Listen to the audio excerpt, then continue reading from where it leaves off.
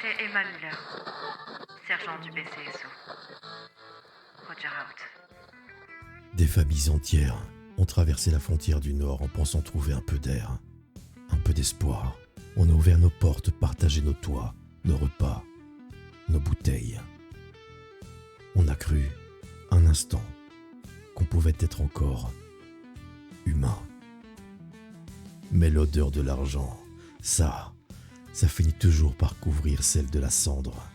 Très vite, des hommes en costume noir sont arrivés. Pas pour aider ni pour construire, mais pour acheter à bas prix et revendre à prix d'or. Les réfugiés, ils les appelaient des opportunités.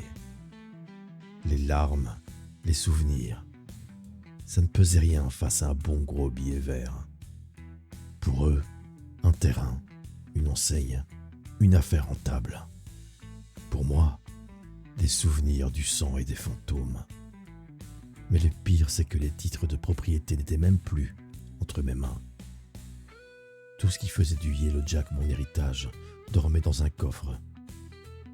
Pas n'importe où, aux Bahamas.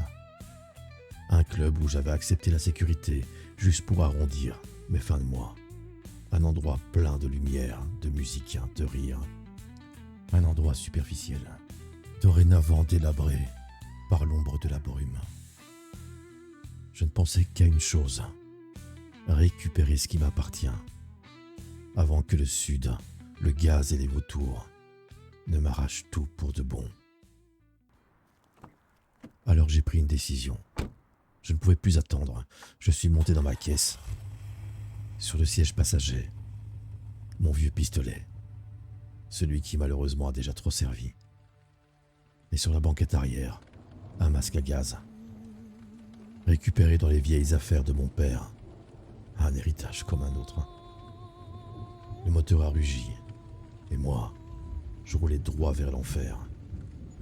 Vers ce sud qu'on dit mort, empoisonné, interdit. J'avais plus peur de perdre mon héritage que de perdre ma vie. Le trajet était étrange. Plus je descendais, plus le silence devenait lourd. Pas une voix, pas un bruit de moteur, à part le mien, qui résonnait dans ces rues vides comme si le temps s'était arrêté.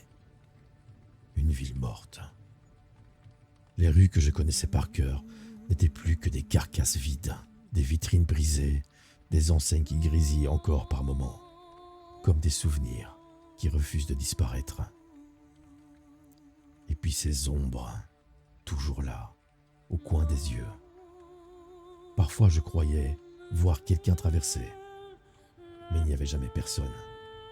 Juste le vent. Chaque kilomètre avalé me rapprochait de l'enfer, et je savais qu'une fois là-bas, je ne verrais plus jamais les choses de la même manière. Qui va là ?